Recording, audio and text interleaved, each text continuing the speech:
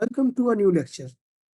इस लेक्चर में हम कंपोजिशन को डिस्कस करेंगे और ये देखेंगे कि कंपोजिशन क्या है और उसको हम किस तरह से जावा के अंदर इम्प्लीमेंट कर सकते हैं।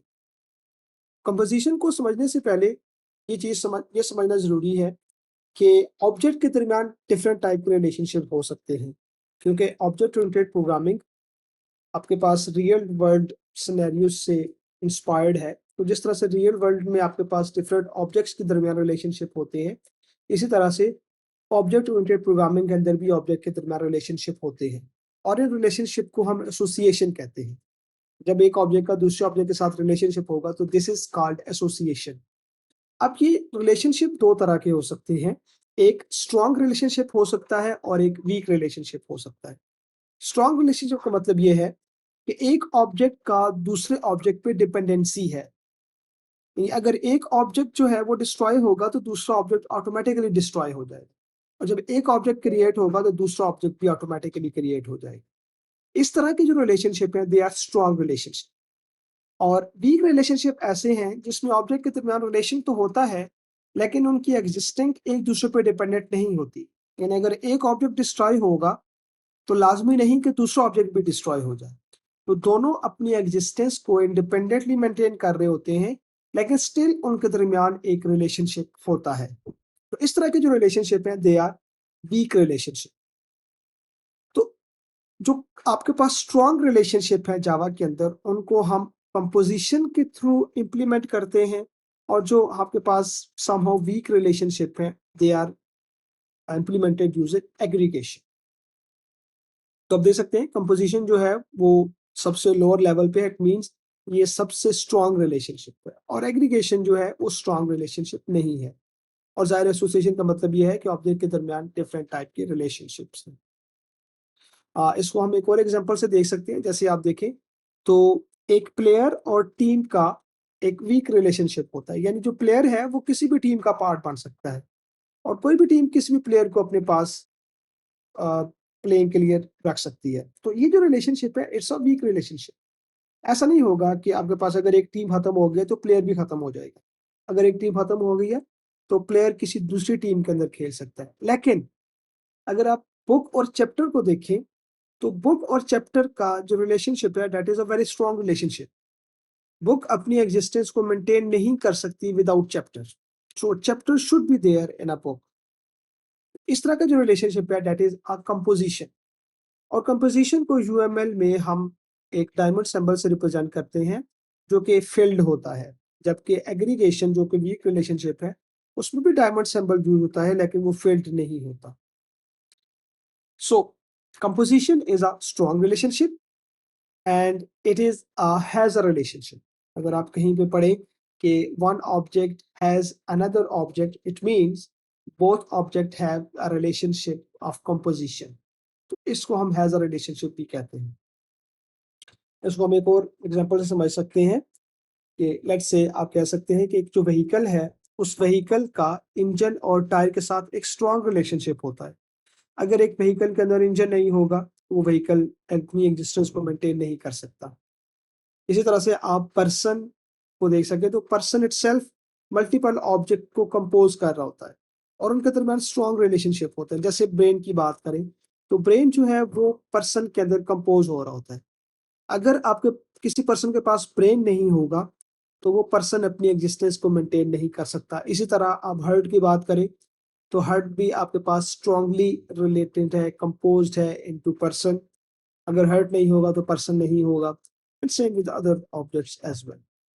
सो जब भी आप कंपोजिशन की बात करेंगे तो ऑब्जेक्ट के दरमियान एक स्ट्रॉन्ग रिलेशनशिप होगा। तो चलिए इसको हम एग्जांपल के थ्रू देखते हैं कि हम जावा के अंदर इसको कैसे इंप्लीमेंट करेंगे। तो हम यहाँ पे सबसे पहले एक इंजन की क्लास बनाते हैं, और लेट्स से हम इसके अंदर 3 डिफरेंट टाइप के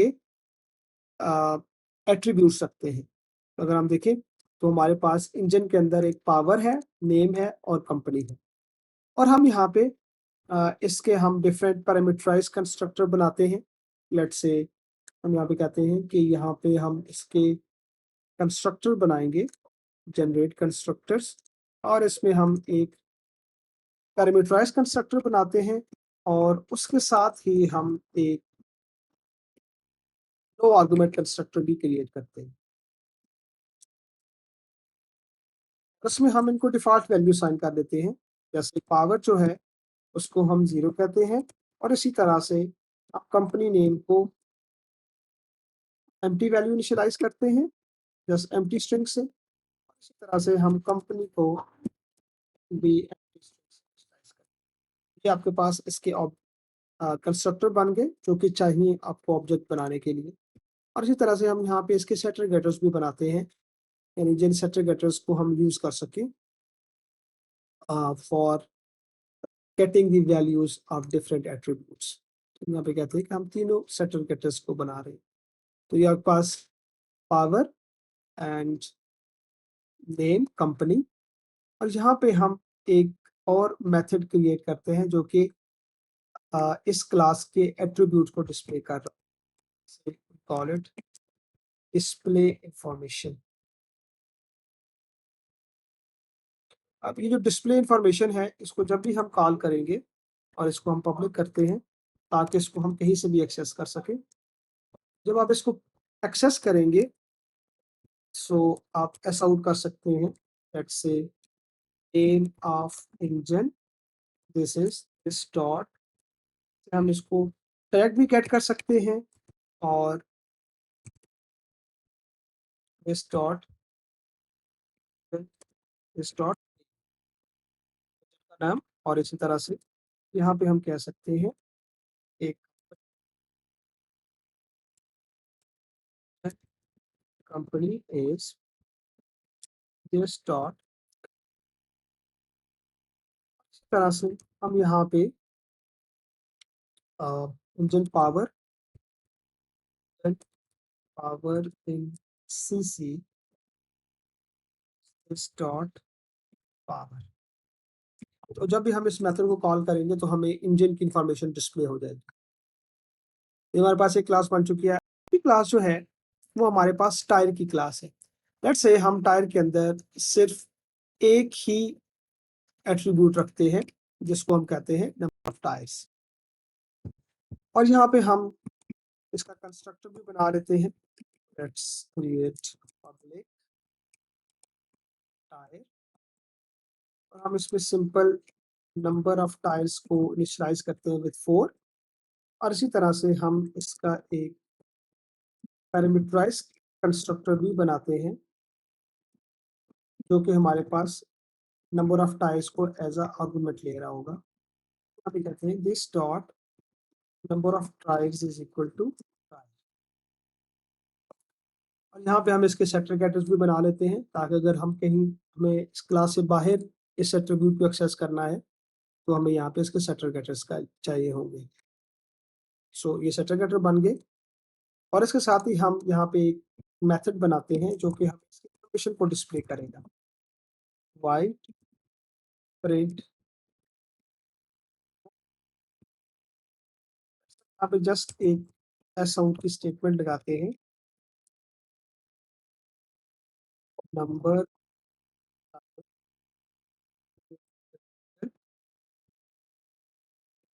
let's say this dot number of tyres. अब ये आपके पास दो क्लासेस बन चुकी हैं, एक है टायर और एक है vehicle.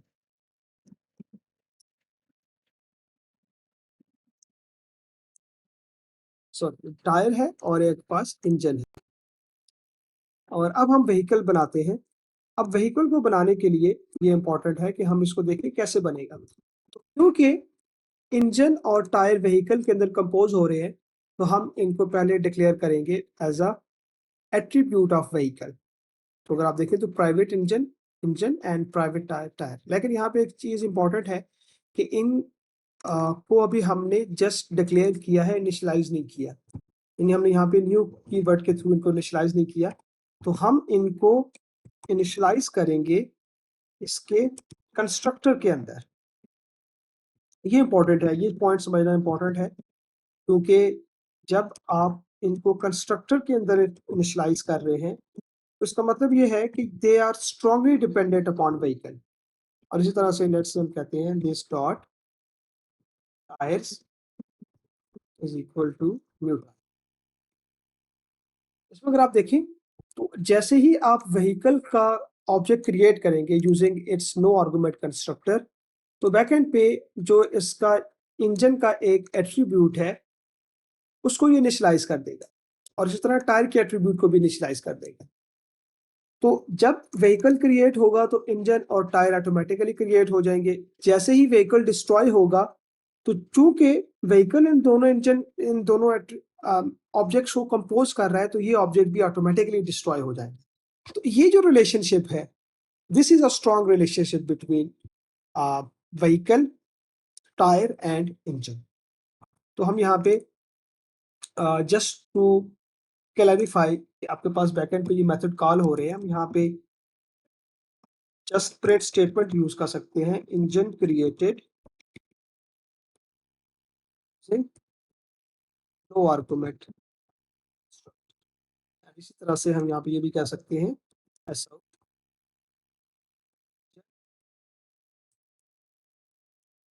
Created using argument constructor. और इसी तरह हम अगर टायर में देखें, तो टायर में भी हम ये प्रिंट कर सकते हैं, tyre created no argument constructor. और इसी तरह से tyre created parameterised constructor. Okay, अब हम मेन में जाते हैं, जहाँ पे हमने एक मेन क्लास डिक्लेयर की है और यहाँ पे हम एक व्हीकल का ऑब्जेक्ट क्रिएट करते हैं। जैसे आप व्हीकल का ऑब्जेक्ट क्रिएट करेंगे, तो यहाँ पे व्हीकल का कंस्ट्रक्टर कॉल होगा और ये कंस्ट्रक्टर बैकएंड पे इंजन का कंस्ट्रक्टर कॉल करेगा और उसके बाद टायर का कंस्ट्रक्टर कॉल करेगा। अब हम इसको रन करते हैं। So let's run this program. तो आप देख सकते हैं, engine created using no argument constructor and tyre created using no argument constructor. क्योंकि यहाँ पे हमने बैकएंड पे इसके नो आर्गुमेंट कंस्ट्रक्टर को कॉल किया है। चलिए हम एक और कंस्ट्रक्टर बनाते हैं व्हीकल का और इसको हम लेट्स से पैरामीटराइज कंस्ट्रक्टर बनाते हैं और इस पे हम जस्ट एक रैंडम वैल्यू प्लेस करते हैं ताकि हम इसको parameterise as a parameterise constructor call कर सकें। और हम यहाँ पे इस पैरामीटराइज कंस्ट्रक्टर के थ्रू इंजन को इनिशियलाइज करते हैं using its parameterise constructor. So अगर हम देखें तो इसमें हमें 3 चीज़ें चाहिए, power, let's call it 1300 CC and name, let's call it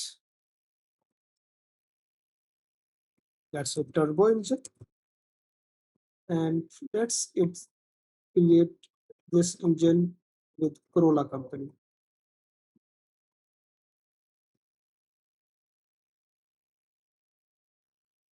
So ये आपके पास पैरामीटराइज कंस्ट्रक्टर बैकएंड पे कॉल होगा। इसी तरह से हम टायर का भी पैरामीटराइज कंस्ट्रक्टर कॉल करते हैं, न्यू टायर, न्यू टायर। और उसमें हम number of tyres let's say हम कहते हैं यहाँ पे 6 टायर्स जो है उसके साथ इनिशियलाइज हो रहे हैं। जैसे ही हम अब मेन को क्रिएट करेंगे और हम यहाँ पे कहते हैं जस्ट 23, ये चीज़ हम इसलिए यूज़ कर रहे हैं कि बैकएंड पे व्हीकल का पैरामीटराइज कंस्ट्रक्टर कॉल हो। अब इसको रन करते हैं। आप देख सकते हैं, engine created using argument constructor and tyre created using parameterise. In argument constructor मतलब पैरामीटराइज कंस्ट्रक्टर है। अब यहाँ पे इंपॉर्टेंट चीज़ ये है कि हम व्हीकल के थ्रू इंजन के एट्रीब्यूट्स को एक्सेस नहीं कर सकते मेन से बाहर, क्योंकि अगर आपने इंजन को एक्सेस करना है तो व्हीकल के थ्रू पहले आपको इंजन को एक्सेस करना पड़ेगा और फिर इंजन के एट्रीब्यूट्स को एक्सेस करना पड़ेगा। लेकिन यहाँ पे इशू ये है कि व्हीकल के अंदर जो इंजन है वो एक प्राइवेट एंटिटी डिक्लेयर हो रहा है। इसी तरह से टायर भी प्राइवेट एंटिटी डिक्लेयर हो रहा है। तो अगर हमने इनके एट्रीब्यूट्स को एक्सेस करना है तो एक तो हमारे पास चॉइस ये है, हम इस व्हीकल के अंदर ऐसे मेथड लिखें जो कि इनके एट्रीब्यूट्स को एक्सेस कर रहे हैं। और दूसरी चॉइस ये है कि हम यहाँ पे एक सेटर गेटर लिखें for the engine and tyre. So let's create setter and Gators.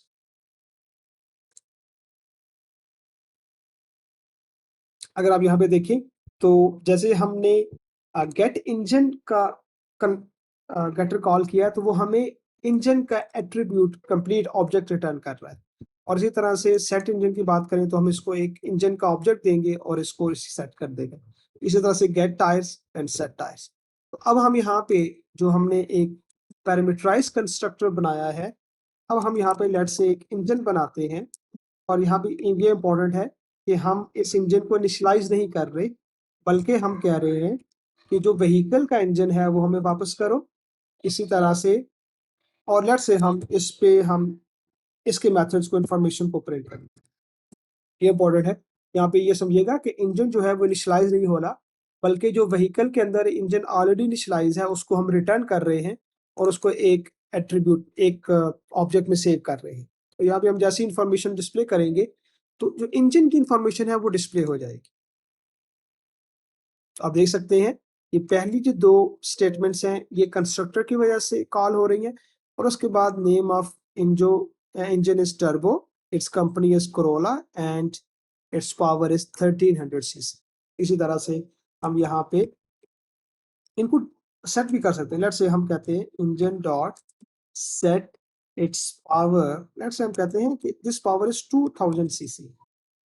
और उसके बाद जैसे ही हम इसको दोबारा कॉल करेंगे तो अब हमारे पास वही ऑब्जेक्ट चेंज हो चुका होगा और वहां पे 2000 सीसी का पावर डिस्प्ले हो रही होगी।